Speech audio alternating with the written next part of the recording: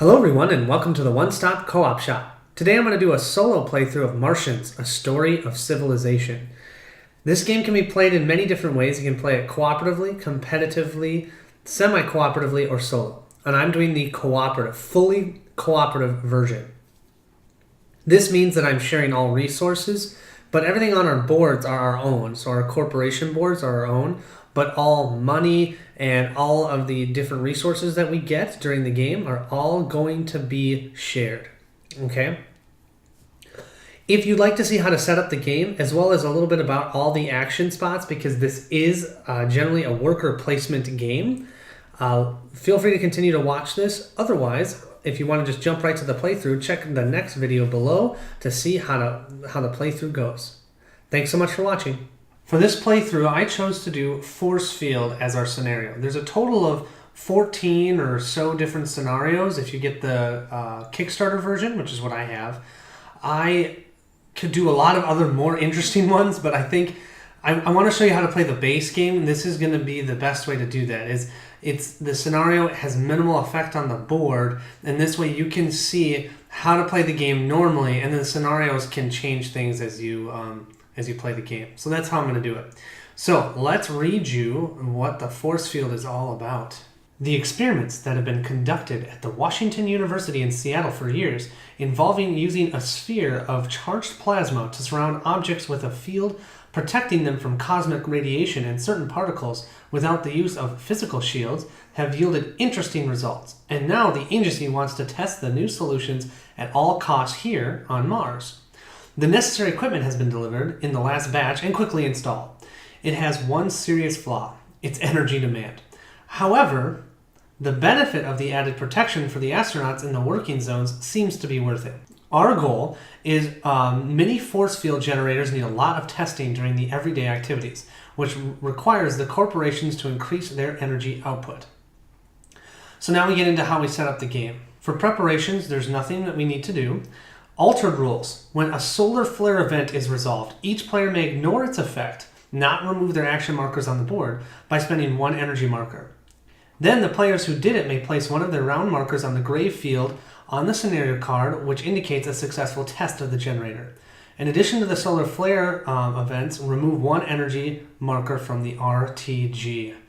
Oh, so you have to remove our additional markers as well. Additional generator tests. Performing an action in the landing pod allows a player to perform the generator test action from the scenario board. Spend 2 energy markers, receive 2 smiley points, or reputation, and place their round marker on the gray field on the scenario card, which indicates a successful test of the generator. Weather card solar activity increases the cost of performing generator test actions in the landing pod by +1 energy marker.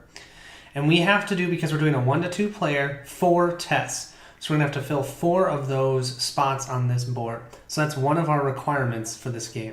We also have an additional condition since we are playing the fully cooperative mode, and that's by the end of the game, the CO2 technology of the board needs to be researched, and I'll show you that. Next, we're going to set up the event deck.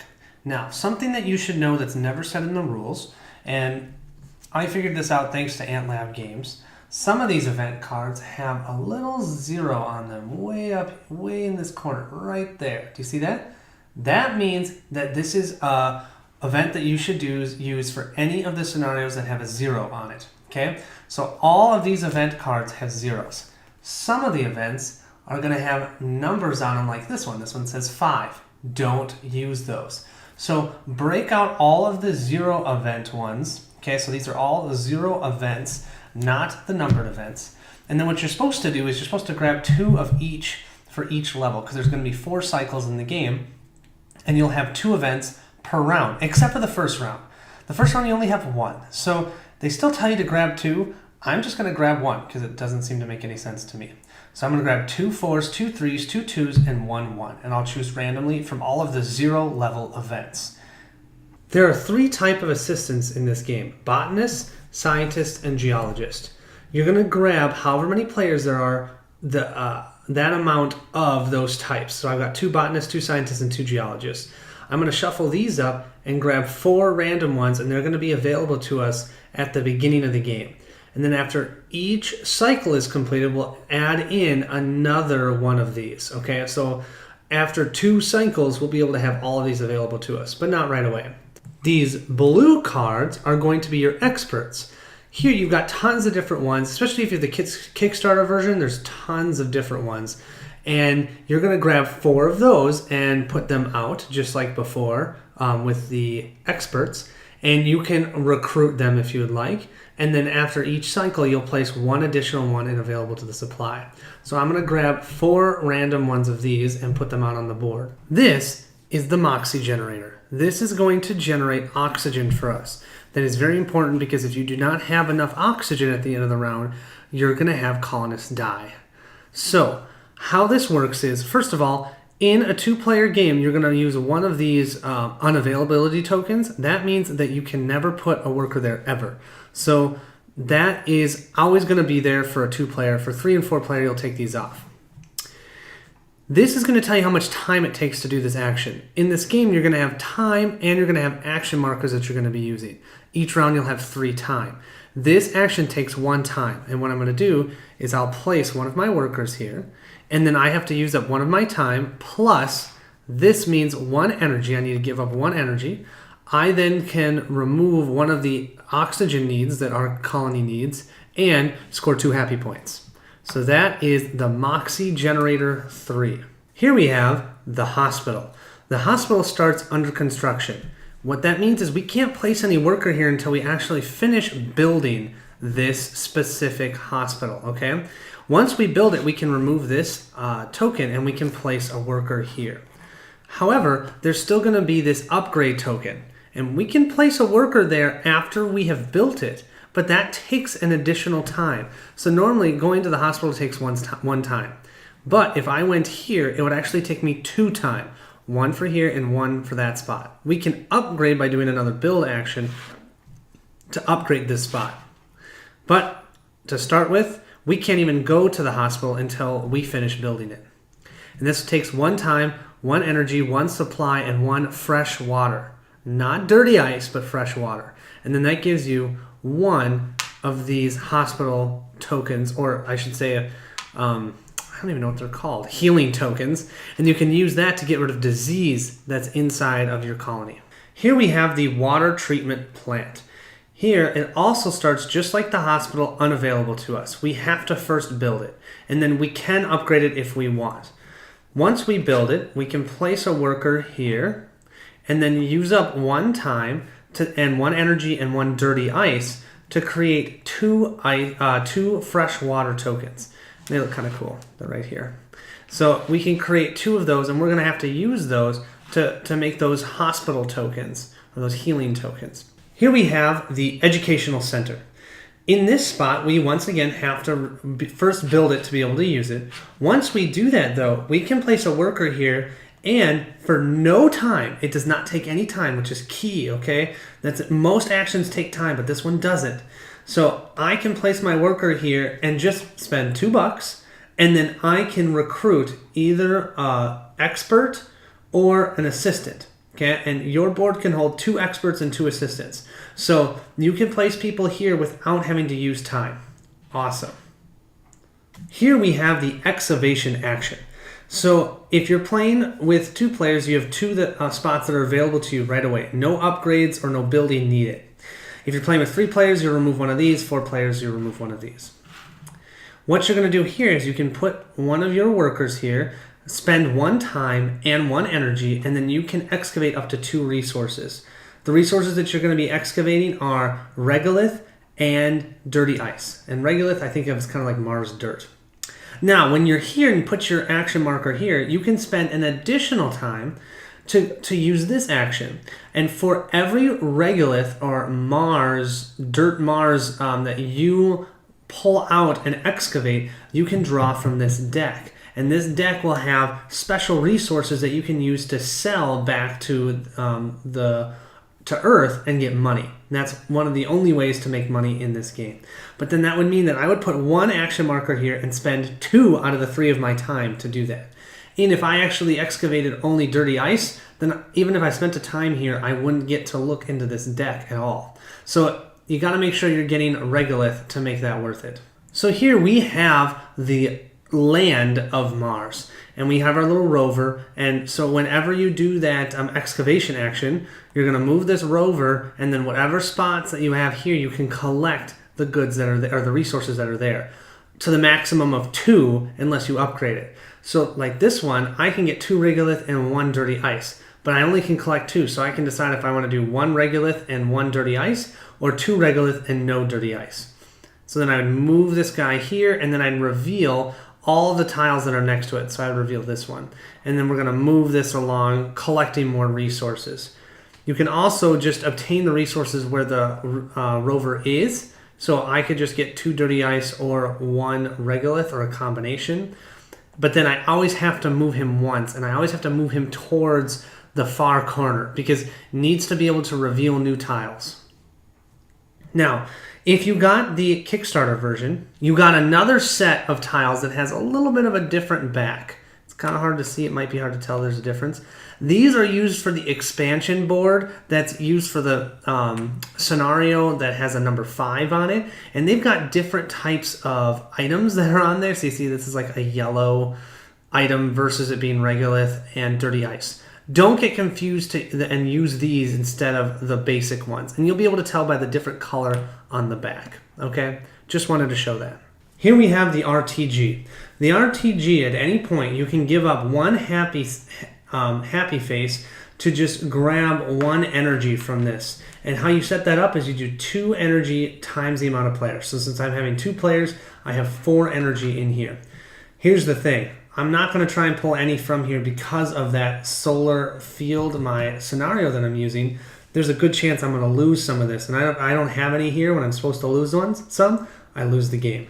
As you can see, though, this takes no time and no worker to be able to pull this RTG energy. In the landing pad area, we can place up to 2 of our workers, and we have 4 different actions that we can do. The first, right here, is an action for our scenario. We can do the force field action. That means we have to give up 2 energy, we get 2 happy faces, and we do one of those 4 tests that we need to complete. Okay? That's what we can do here. That will take 1 time to do that. So you'll place your worker and spend 1 time. You can also just place your worker and get 1 supply, or place 1 worker and spend 2 time to get 2 supplies. Last, you can go into this area and sell some of the things that we have, some of the resources, back to Earth. By doing that, that's how we make money. It's one of the only ways to make money. And so what we're going to have is we're going to have these tiles. Now you'll randomly select 4 of them at the beginning of the game, and you'll have all of these available to you. And so this one, you don't know how much time it's going to take. It's going to depend upon the type of thing that you're going to be giving.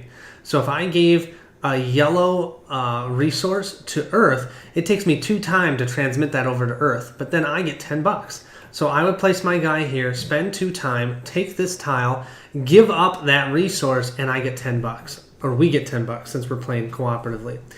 Each cycle will be adding more of these from supply so that we have more things that we can sell. Here we have the laboratory. Now the laboratory we have to build. Once we build it, we can place a worker there, and there's a couple different things that we can do, a total of 2. One is we can do some sort of research on our actual corporation board, and I'll show you that in a second. The other thing we can do is we can do something that'll help the whole team, everybody that's playing, by upgrading these. But it takes 3 time, which is essentially your whole turn and an energy, but you do get 3 happy points. And there are 3 things that you can do. You can do this action, which means you're going to put 1 less disease out each round. You can upgrade the CO2, which is what we need to do with our requirement with our scenario. That also means that we'll put out 1 less oxygen need. And you can also upgrade the birth rate so that you can have more chances of getting more rounds within a cycle. But I'm going to show you the other upgrades you can have on your personal corporation board. So here are the different things that you can upgrade on your own personal corporation car. You can upgrade the long crane, which is going to take you 1 time to upgrade. When you do that, your rover can actually excavate from the current tile they're in or an adjacent hex, which is cool. Weather report takes 1 time, but then you can see the upcoming weather. DNA modification, that's going to take 3 time to do it, but then you get an additional time each round, so you get 4 instead of 3. Solar cells takes 1 time to do it, but then you're going to get an additional energy for your solar energy production. Kinetic energy does the same thing. It takes 1 time to do it, but that's for wind energy. And then molecular sensor, it takes 1 time to do it, but then you can draw an additional regolith card when you do that additional action in the excavation. So when you normally do 2 time to do an excavation, and you get to draw regolith card, or you get to draw cards equal to the amount of regolith that you have pulled out or you've excavated, you get to draw 1 additional. So those are all the different things you can upgrade on your corporate card. Here we have the greenhouse. The greenhouse, what you're going to do is you start with 1 available spot. You can place your worker here, spend 1 time, and you can do a harvest. And the harvest is on your board itself. You start out with a specific action. You have to give up 1 water and 1 energy to get 1 food. But you can also spend 1 time to upgrade that. So you've got 3 different upgrades. This now needs 1 water and 1 food. 1 water and 1 energy gets you 2 food. Or 1 water and 2 energy gives you 3 food. Or 2 water and 2 energy gets you a food and medicine. But you have to spend 1 time and 1 energy to get 1 of these. You'll put it on your corporate card, and then you'll have to do another time to actually do the harvesting action. Probably one of the most important spots is the facilities construction. This is how you're going to be able to make all of those buildings that currently are unavailable. You can put 1 action marker here, spend 1 energy, 1 regolith, and 1 supply to build any of those buildings, okay? And you get 3 happy points. You can also do the same thing to upgrade them and get rid of 1 of those additional time tokens. And last but very important is you can spend 1 time and create 1 of your power plants. Either it's going to be for the sun or wind energy, whichever one it is. And you're going to place 1 of your action tokens or just 1 of your personal supply tokens here. And each round then you're going to create more energy. This game is based 100% on energy. So every action, as you saw, needs energy, except for I think 1. So you need to do this because otherwise you don't get energy each round. This is going to be the way that you're going to make energy. We also have the weather deck. We're going to start with stable weather so it doesn't affect us. But each time we go to a certain spot in the cycle, we're going to have to get a new weather card, and so this is where we're going to draw it from. And they're all going to do different things. Here we have the round marker. So this is a bit interesting how this works.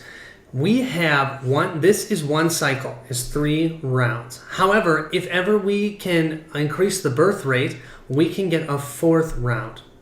Up here, we have certain events that happen at specific times before a round. So before round 1, we'll have to draw an event, check the weather, and produce energy.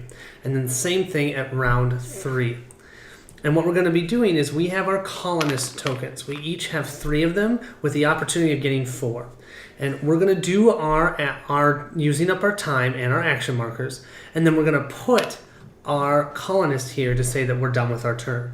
That colonist can bring up to 2 of any sort of resource back to the colony. That includes food and medicine. We're going to need both of those in order to ensure that our colonies stay healthy. After we have placed our people like this, then we get to round 3. Well, before that, we're going to have an event, check weather again, change it, and then do another energy production. And if ever we upgrade that birth rate, we can actually get a 4th round, which would be awesome, but I've never been able to get there. I've always had some way that prevents it. Here are our quarters for the game, okay? We are playing a 2-player game, so we use 2 quarters. At the beginning of the game, you'll always start with 2 oxygen needs, and that's these tokens. Throughout the game, we're going to be placing more tokens on these colonies, like these. They're disease tokens, or there's going to be food needs. And what we're going to need to do is we're going to need to get rid of those tokens by the end of a certain cycle, or bad things will happen to us. If we have not gotten rid of all of our oxygen needs, 1 of our colonists dies. We flip it over, and it becomes a sad face. That means we get one less round. One round, we're not going to be able to do any actions. Terrible. So you don't want to leave oxygen. If you have disease left on the board, you're going to lose one of your action markers, and you have to take a time to pull him back.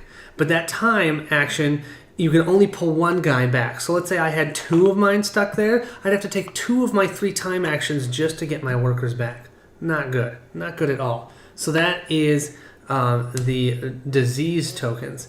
And then last, hunger tokens. How hunger tokens work, for everyone that's there, we lose an action worker there, and then we have to pay him $2.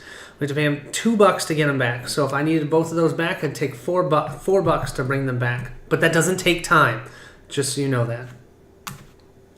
So the goal of the game is we have to complete our scenario specific items. We have to not die.